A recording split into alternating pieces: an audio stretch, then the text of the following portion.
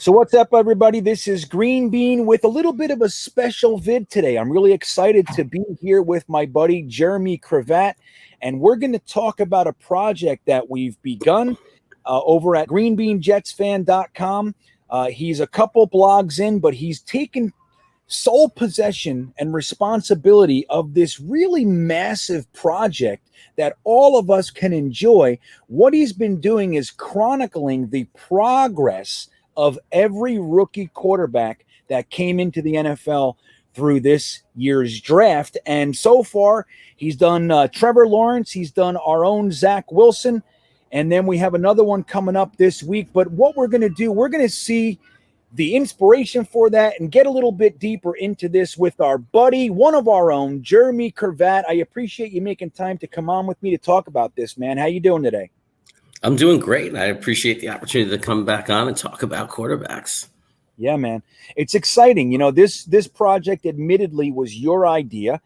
We were talking about a project, and this project that you came up with was your idea. I was fascinated with it because a lot of times I spend my own time kind of trying to learn about who's doing what around the NFL. And sometimes you just don't have the bandwidth. And by we, I mean me. I don't have the bandwidth to really, or the time for that matter, to actually go out there and try to piece together all these things. So it's really great when you have the opportunity to find something that's consolidated like you're doing. So I appreciate you, coming forth with the idea, coming up with this. And so far, I think it's great, man. So you started with Trevor Lawrence. What did you find down there? You don't have to give away the whole article or anything like that, but some of the finer points. What were some things that you learned, and maybe we're a little bit surprised to hear what was going on down there with Trevor Lawrence, the number one overall pick? Yeah, Trevor, it was hard. It's hard because he didn't play a lot in camp.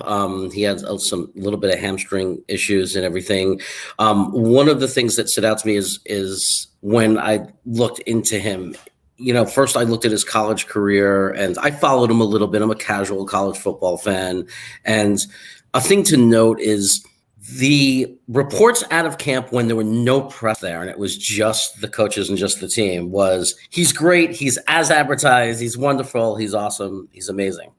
When they opened up camp and they did some red zone drills, kind of similar to what Zack Wilson did, he threw a bunch of interceptions. He was confused. A lot of balls hitting the ground. He had the typical rookie camp or OTAs, right? I mean, he's new to the team. He's learning a new system, and you got all this speed going around. The guys are in shorts, 7-on-7, and he struggled with it. He's picking up a new offense, and there was points of concern if you're going to really analyze that and look and take that seriously as this is what's going to determine what kind of quarterback he's going to be. So it is interesting that even though you'll hear the organization say he's as advertised, the guys that are really behind him, but in contrast to Zack Wilson, when outsiders came into camp, that's not what they came out and said, right? They came and talked about his struggle. That's interesting. It really is, man, because like you said, it's OTAs. It's his first time with the system at the program with these players. So of course. But that's one of the things that we're used to hearing for the Jets. It's OTAs. They're in shorts. Don't make a big deal about it. Mark Sanchez had a tough going in the beginning. So did Geno Smith and Sam Darnold. Everybody did. But it was interesting for us, and this will kind of lead us shortly into the next guy you covered, our own Zack Wilson. This year, while it's still OTAs, we heard some different reports, didn't we? This was not the normal rookie acclimation process that we were seeing for Zack Wilson than we have for so many previous quarterbacks. And like you just described for Trevor Lawrence, it's a little bit different here. Zack Wilson seemed to come out and be a little bit more comfortable, didn't he? Yeah, and what's exciting about that is when you talk about the difficulty of gauging a quarterback and if they're going to be able to translate to the NFL, to me it comes down to one thing, and that is it's this. I used to call it when I was younger. I wasn't able to verbalize it as well. I used to call it instinct, like this quarterback instinct that it's hard to measure. It's hard to know if it's really going to happen when they go into the NFL. Now we talk about breeding progressions, whatever terminology you want to use. I think what excites me about Zack Wilson is, and the Trevor Lawrence, the just to control and temper the concern, is as they get into the NFL, you're just looking for evidence that all the talent and all the great things you saw when they were in college is going to be able to translate to the NFL by seeing evidence that they're going to be able to pick up on an NFL offense that they're running, be able to look at an NFL defense, read it, and be able to watch a play progress.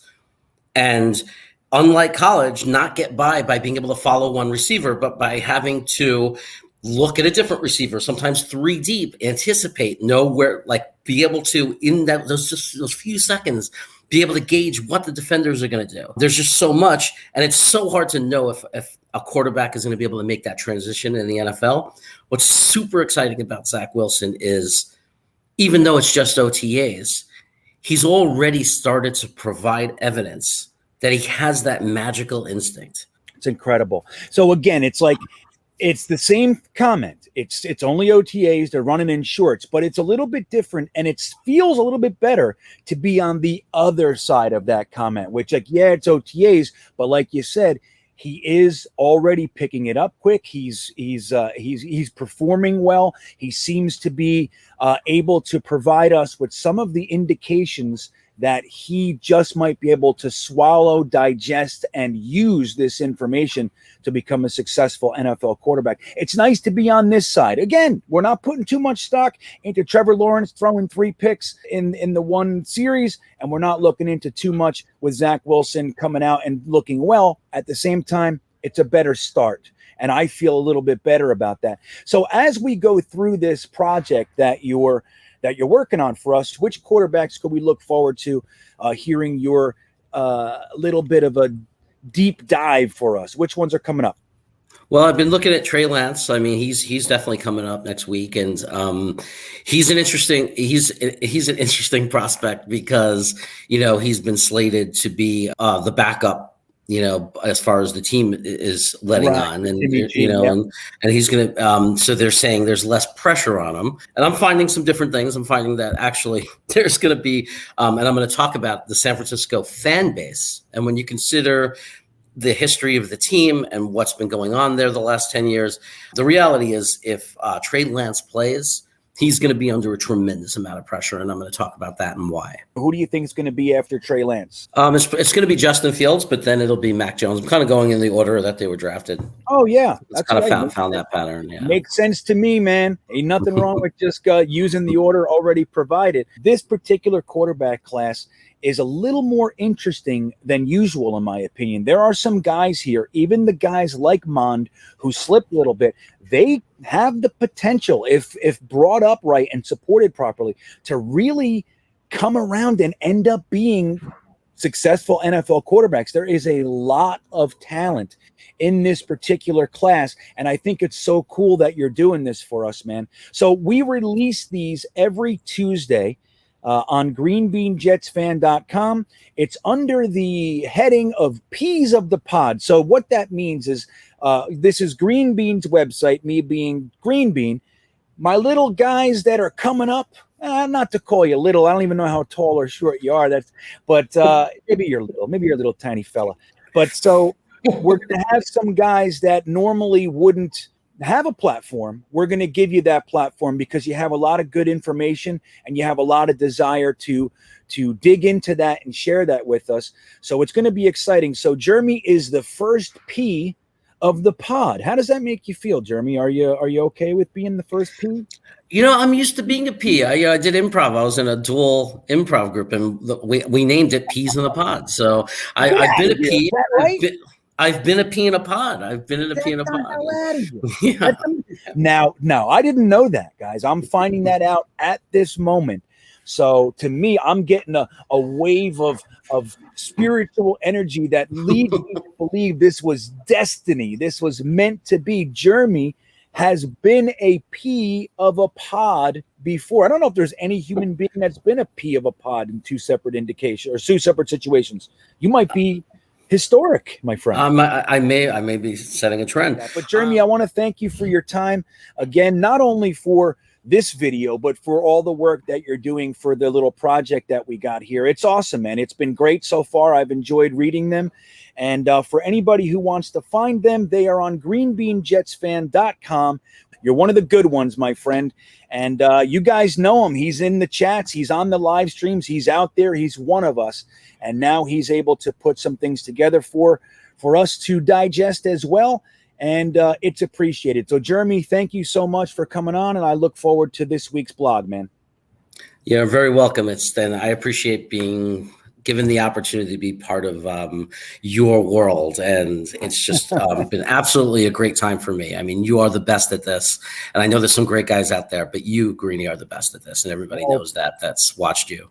Well, thank you, man. I'm touched and I appreciate that. Have a great day, everybody. Thanks for checking it out. Don't forget to go over to GreenBeanJetsfan.com to read Jeremy's chronicling of the 2021 rookie quarterback class.